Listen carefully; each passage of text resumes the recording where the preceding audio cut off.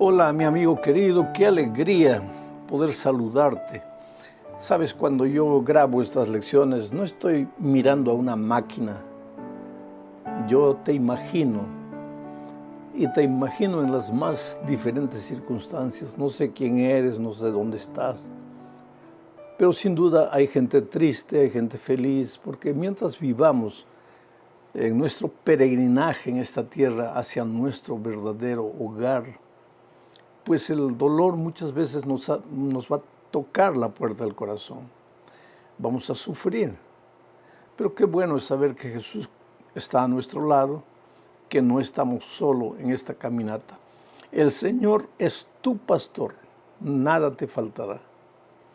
Aunque pases por el valle de la sombra de la muerte, finalmente tu pastor te llevará a pastos verdes y aguas tranquilas.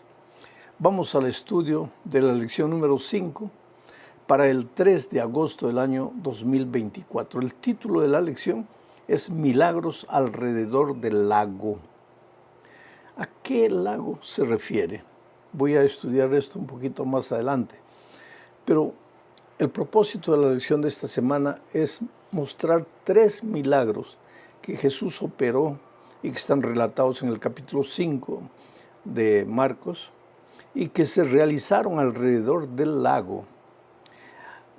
Nosotros vamos a tratar de sacar lecciones, extraer lecciones de esos milagros, lecciones que puedan ser aplicadas a nuestra vida, porque ya dije muchas veces, el propósito de la Biblia no es solamente registrar historias o registrar milagros, sino enseñarnos a vivir en esta tierra. Tenemos que estar siempre dispuestos a aprender, no leer el milagro simplemente por un milagro que sucedió en aquellos días, no solamente leer la historia como historia, sino preguntarnos, ¿qué puedo aprender yo hoy aquí? ¿Qué lección puedo sacar de todo esto que puede ser aplicada a mi vida, a las luchas, a los dramas que estoy viviendo hoy? Bueno, te digo una cosa, el lago al que se refiere Marcos 5 es el lago de Genesaret, o también lago de Tiberíades, o también mar de Galilea. En realidad, el río Jordán descendía del lado norte abajo, atravesaba toda la Palestina y desembocaba en el Mar Muerto, abajo, en el sur. Pero entonces, ¿qué pasaba? En la parte del norte, el río Jordán formaba un lago. Ese lago es conocido pues como el lago de Genesaret, el lago de Tiberíades o el mar de Galilea. No confundir con el mar grande, que era el mar Mediterráneo, que estaba por el otro lado. Alrededor de este lago sucedieron los 3 milagros y algunos de los incidentes que vamos a considerar en la lección de esta semana. Primero, vamos a ver cómo Jesús calma la tempestad. Estamos en la última parte del capítulo 4, antes de entrar al capítulo 5. Leo el texto bíblico en Marcos capítulo 4, versículos 37 al 41. Este es un milagro, pero en realidad es un milagro operado en medio de la naturaleza. En el capítulo 4, el Señor Jesús opera muchos milagros. Él trabaja en favor de la salvación de las personas. En fin, leamos el texto para entender mejor. Marcos 4, 37 al 41. Dice así: pero se levantó una gran tempestad. ¿Por qué dice pero? Porque si tú lees el texto, los versículos anteriores, verás que al final del capítulo 4, después de haber operado muchos hechos relatados en los primeros versículos, Jesús y sus discípulos se trasladan al otro lado del mar. Jesús estaba cansado de haber trabajado tanto en favor de la humanidad. Se suben a un barco y quieren atravesar el mar. Entonces viene el texto y dice, pero se levantó una gran tempestad. Este adverbio, pero, Esta expresión pero nos muestra que muchas veces nosotros podemos hacer nuestros planes, pero sucede todo lo contrario a lo que habíamos planeado.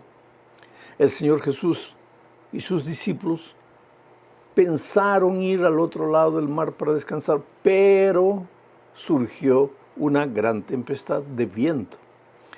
Y esta, dice, sigo leyendo el texto, y echaba las olas en la barca de tal manera que se anegaba. Y él, Jesús, estaba en la popa, durmiendo sobre un cabezal. Y les despertaron y le dijeron, Maestro, ¿no tienes cuidado que perecemos? Y levantándose reprendió al viento y dijo al mar, calla, enmudece. Y cesó el viento y se hizo grande bonanza y les dijo, ¿por qué estáis así amedrentados? ¿Cómo no tenéis fe? Entonces temieron con gran temor y se decían uno al otro, ¿quién es este que aún el viento y el mar le obedecen? Vamos a extraer algunos pensamientos de esta historia. El primer pensamiento es esa expresión pero. Jesús, sus discípulos hicieron planes para algo, pero vinieron las circunstancias adversas, apareció una gran tempestad. El agua entraba, parecía que el barquito se iba a hundir. ¿Dónde estaba el Señor Jesucristo? Estaba ahí en el barco. Estaba tan cansado de haber trabajado todo el día que estaba durmiendo. Entonces viene la segunda lección. ¿Puede Jesús estar presente en la embarcación y a pesar de eso haber dificultades y problemas? ¿Puede Jesucristo estar presente en tu hogar y a pesar de eso tu familia enfrentar dificultades y problemas? Esta historia nos prueba que sí. Era noche oscura, el viento tempestuoso, el agua parecía que iba a hundir la embarcación, los discípulos aterrados y Jesús estaba presente.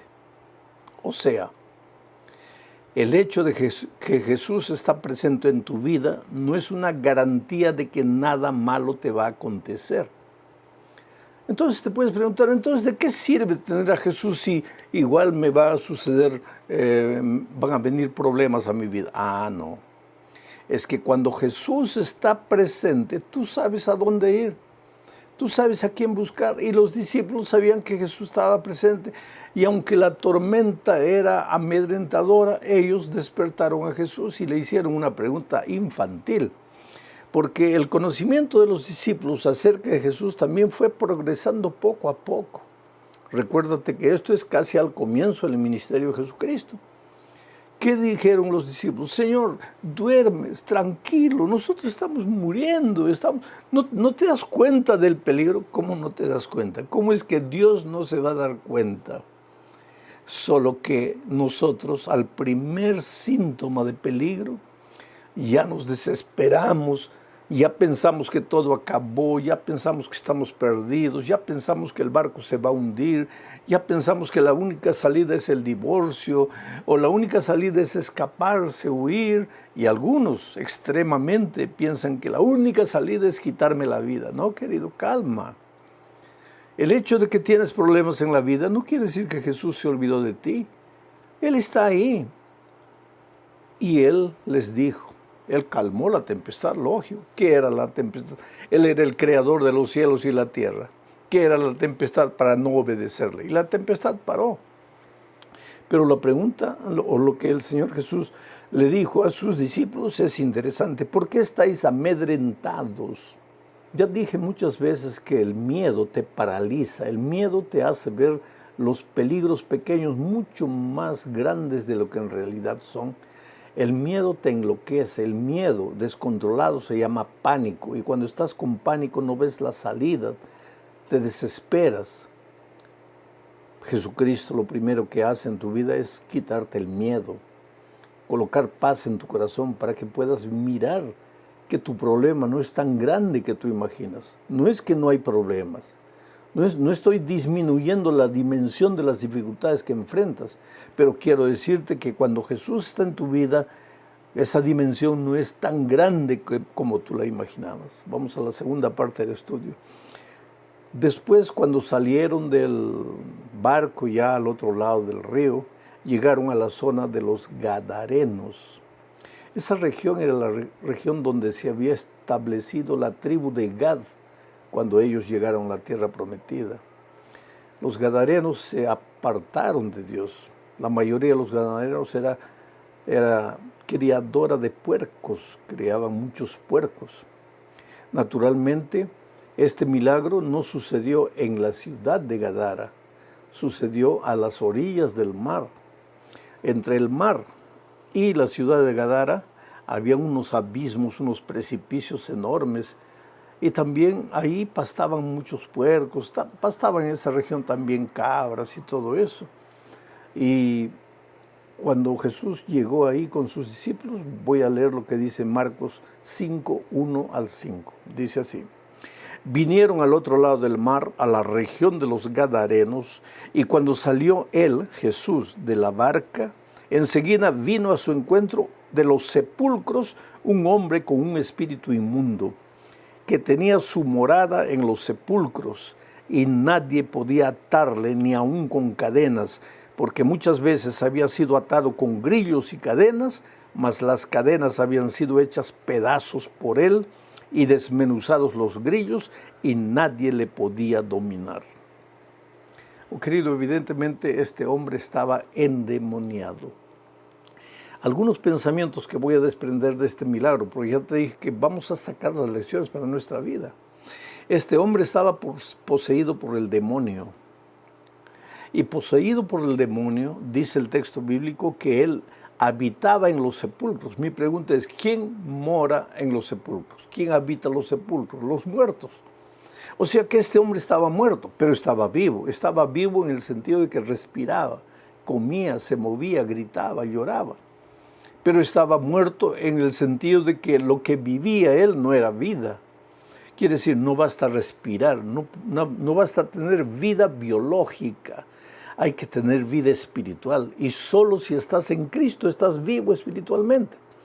Separado de Cristo, pues estás en el territorio del enemigo, como este pobre gadareno. Estaba poseído por el enemigo, y lo que vivía no era vida. Dice el texto que agarraba pedazos de piedras y se hería los brazos, se hacía sangrar. La sangre simboliza vida, o sea, se estaba quitando la vida. ¿Qué piensas del joven drogadicto que usando las drogas se va quitando la vida? ¿Ah? Y muchas veces el joven promete, nunca más, ahora sí prometo, esta es la última vez. Puede ser droga o puede ser cualquier vicio, pero ¿qué dice el texto?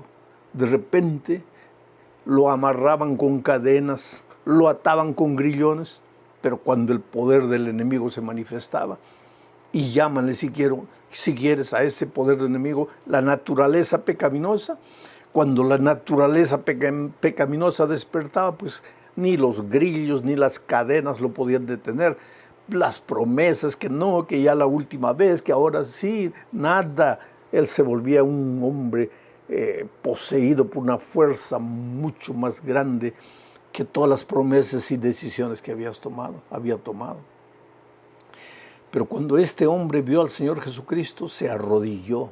Y cuando estaba para pedir ayuda, el diablo habló. Y el diablo habló diciendo, Señor, ¿qué tienes conmigo? ¿Por qué me atormentas? Porque la presencia del Señor Jesús es tormento, no solo para el demonio, para sus ángeles, sino para todo aquel que no cree en el nombre del Señor Jesucristo. Es tormento. Y la historia sigue leyendo, tú en la Biblia toma el texto, sigue leyendo toda la historia, vas a ver que los demonios salieron y entraron a los puercos, había un hato de puercos ahí, entraron y los puercos se fueron por el precipicio, por el despeñadero, y murieron 200 puercos. Cuando la noticia llegó a los hacendados, a los dueños de los puercos, ellos vinieron y le dijeron a Jesús, Señor, por favor, vete de estas tierras. Aquí hay una última lección que tenemos que aprender. Vete de estas tierras. En otras palabras, preferimos nuestros puercos que a ti. Por favor, llévate tu mensaje. lo que tenemos aquí, que es material, que es inmediato, que no dura mucho, pero que da placer. Queremos eso, queremos quedarnos con eso. Tú llévate tu mensaje a otro lado, no te queremos, vete de estas tierras. Quiere decir, para ellos los puercos valían más que una vida que había sido libertada del poder del demonio por el Señor Jesucristo. Esta lección debería durar 4 o 5 horas, porque hay tanta lección, pero no hay tiempo para analizar todo. Vamos a la parte 3. En la montaña rusa con Jesús. ¿Por qué dicen la montaña rusa con Jesús? A veces nosotros pensamos, pues en la montaña rusa parece que te vas y ay, comienzas a gritar, ay, ay, ay. Y en la vida a veces nos lleva a la montaña rusa, porque parece que no hay solución, parece que nos vamos de cabeza para abajo y gritamos y nos desesperamos, pero cuando estás con Jesús, todo es diferente. Jesús se fue al otro lado del mar ahora, iba de un lado, iba para el otro lado, en fin. Cuando llegó al otro lado del mar sucedió una cosa interesante. Leo Marcos 5, 21 al 24.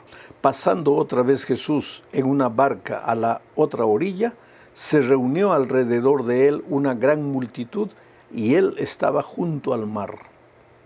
Y vino uno de los principales de la sinagoga llamado Jairo, y luego que le vio se postró a sus pies y le rogaba mucho diciendo, mi hija está agonizando, ven y pon las manos sobre ella para que sea salva y vivirá.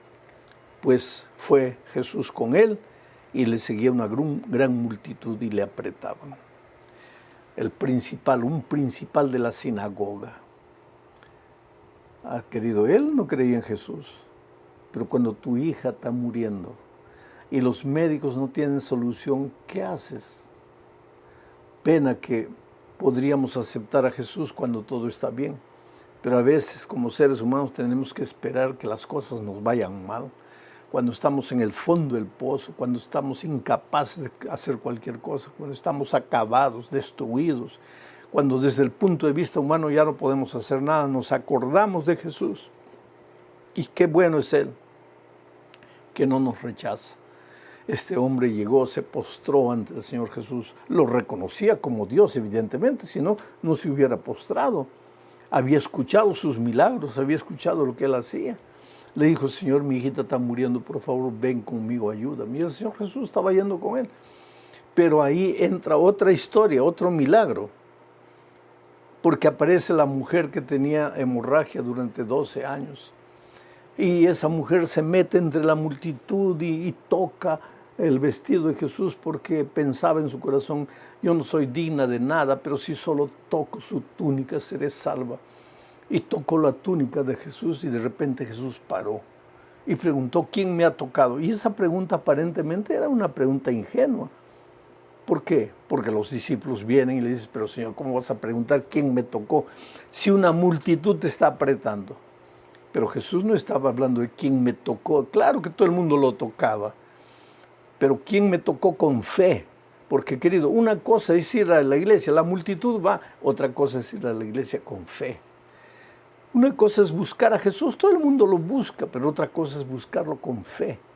¿Quién me tocó? Y la pobre mujer dice, Señor, yo, por favor, perdóname.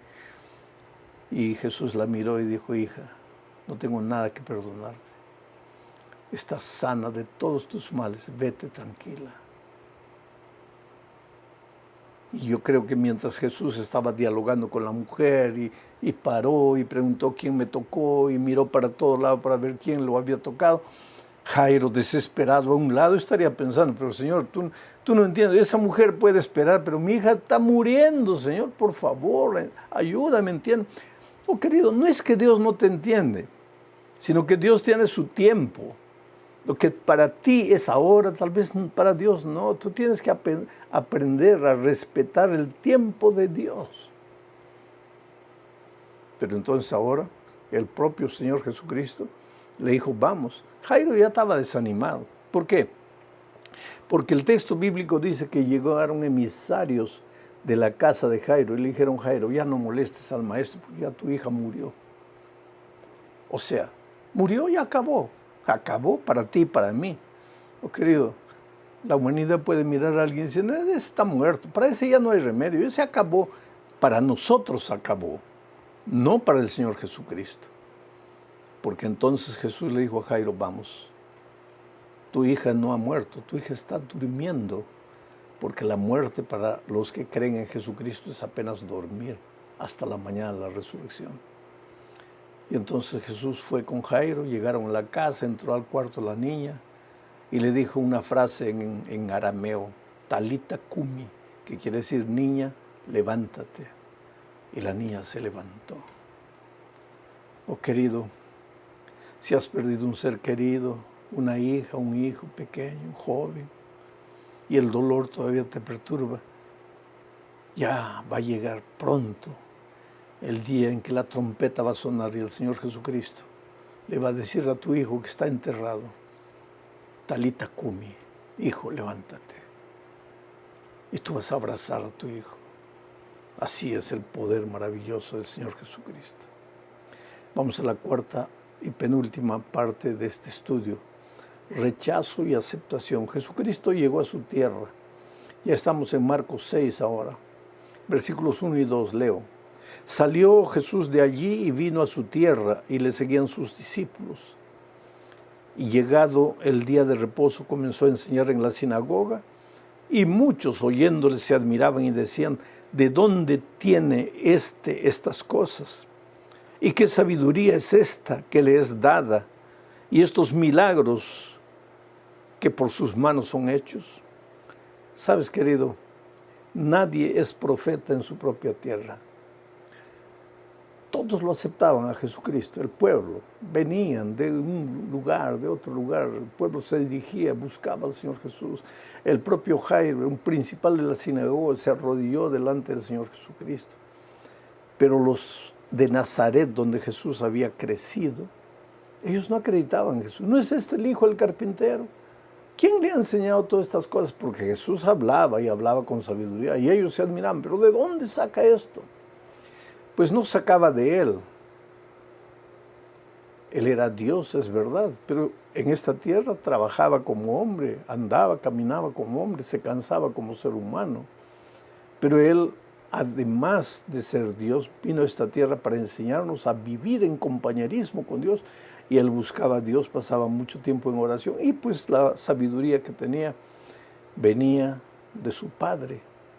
Y la gente se admiraba simplemente porque no conocía el poder de Dios. Llegamos al fin de este estudio, una clase diferente de Mesías. Aquí hay un milagro largo también. Está en Marcos capítulo 6. Solo voy a leer el versículo 35. Dice así: cuando ya era muy avanzado,